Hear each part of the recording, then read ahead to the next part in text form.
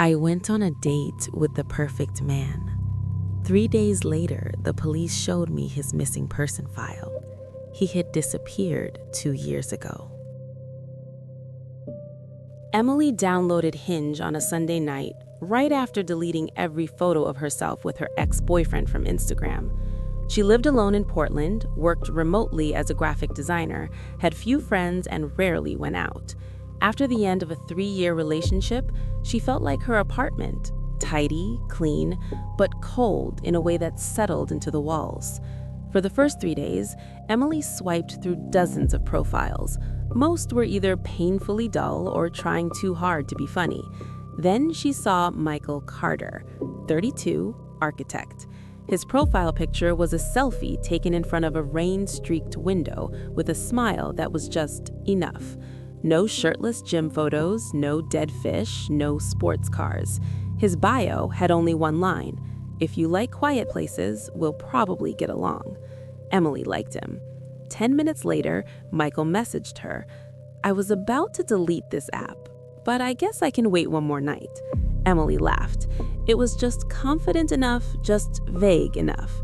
They talked for 3 hours straight. Michael had the kind of charm that was rare. He remembered that Emily had mentioned loving early 2000s horror movies, knew how to ask questions instead of just talking about himself, and most of all, he never pushed to meet too soon. After 3 days, Emily found herself looking forward to his messages more than her morning coffee. A week later, he sent his first voice note. His voice was deep, warm, and clear. There was no background noise, only a stillness that made it sound like he was in a large, empty room. "I hate video calls. They make everyone look fake. But I want to see you in person. Friday night?" Emily hesitated. Her gut had always told her no video call equals red flag. But then he sent another message. "I understand if that feels unsafe. You can pick somewhere crowded." It was calm, reasonable, so trustworthy. Emily agreed. They arranged to meet at a small cocktail bar called June House, near downtown, usually packed on weekends. Emily arrived 10 minutes early, sat by the window, and kept checking her phone. At exactly 8:03, Michael walked in, and he was exactly Michael from the pictures. Tall, charcoal coat, dark brown hair, the kind of face that wasn't too perfect but was effortlessly handsome. Emily nearly sighed with relief. The worst part of the anxiety was over. The date went better than she had expected.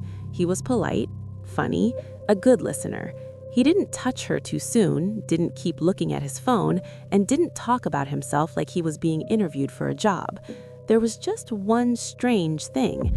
Michael knew a lot about Emily, not just the things she had put on the app. He knew she had once spent a semester in Seattle before dropping out. He knew she liked to sleep with the kitchen light on. He even knew that when she was little, she had been terrified of the sound hand dryers made in public bathrooms. Emily laughed awkwardly. "When did I tell you any of that?" Michael paused for a beat, then smiled. "Probably while we were texting. I just have a good memory." Emily tried to think back. Maybe they had texted a lot. But on the way home, she opened their chat and scrolled up, then down. Nothing about Seattle, nothing about the kitchen light, nothing about hand dryers. Her stomach sank. She told herself she was just being paranoid. That night, Michael texted, "I had a really good time. You're even prettier than I expected, especially when you turned toward the window." Emily read that last line 3 times. She didn't know why, but it made her skin crawl. She typed back, "What do you mean by that?" Michael replied almost a minute later, "The light reflected on your face beautifully. Don't overthink it." Emily turned off her phone. The next morning, she woke up at 6:17 to an email notification. Not from Hinge. It came from an old college email account, one she had almost forgotten existed. The subject line had only 3 words: "Did you sleep well?" Inside was a photo. A picture of her living room window from outside, taken at night.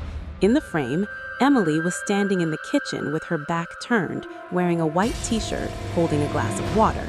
The picture had been taken the night before. The glass slipped from her hand and shattered on the floor. Emily locked every door, pulled the curtains shut, and called her best friend, Rachel. Rachel was there in less than 20 minutes. The second she saw the photo, she told Emily to call the police. But when Emily reopened Hinge to screenshot Michael's profile, his account was gone. Not unmatched, not "this user is no longer active," it was just gone. The police took a report, but as usual, they asked the one question that made Emily furious. "Are you sure this isn't your ex-boyfriend taking a joke too far?" Emily wasn't sure of anything anymore. Nothing happened for the next 2 nights. No texts, no emails, no strange noises. The fear slowly turned into a dull, exhausting tension. At times, Emily even felt stupid. Maybe someone had just been watching her from outside. Maybe it was a sick prank that was already over. Then came the third night. 4:22 p.m. The doorbell rang. Emily checked the front door camera. No one. 5 seconds later, her phone buzzed. A text from an unknown number. "Stop looking at the camera. Open the door." Emily went still. Another text came immediately after. "I'm not outside the door. I'm already inside." Emily screamed and spun toward the hallway. The apartment was pitch dark. The bedroom door was slightly open. The closet door inside the bedroom was open too. Rachel used to joke that Emily's studio apartment was so small there was nowhere for secrets to hide. Emily had believed that. Now, she didn't. She grabbed a kitchen knife, her hand shaking so badly she could barely hold it. She backed toward the front door, never taking her eyes off the hallway. Her phone buzzed again. "Don't go into the bedroom. I don't want you to see me like this." Emily couldn't breathe anymore. She ran barefoot into the apartment hallway, crying as she called 911. The police arrived in 7 minutes. They searched the apartment. No one. No signs of forced entry. No open window. No one in the closet. Nothing. The younger officer looked at Emily like she was having a breakdown. Then another officer called her into the bedroom. There was a phone under her bed. Not Emily's. An old phone with a cracked screen. Still recording video. It contained more than 200 clips. Every single one was of Emily. Emily sleeping, Emily working, Emily changing behind a half-closed door, Emily eating dinner alone after her breakup.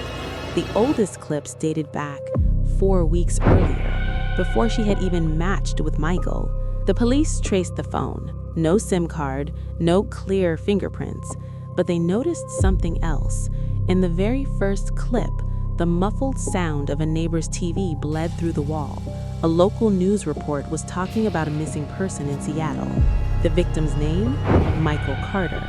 Emily sat frozen when she pulled up the archived news report online. The face on the screen was the same face as the man she had gone on a date with. But the disappearance had happened 2 years earlier.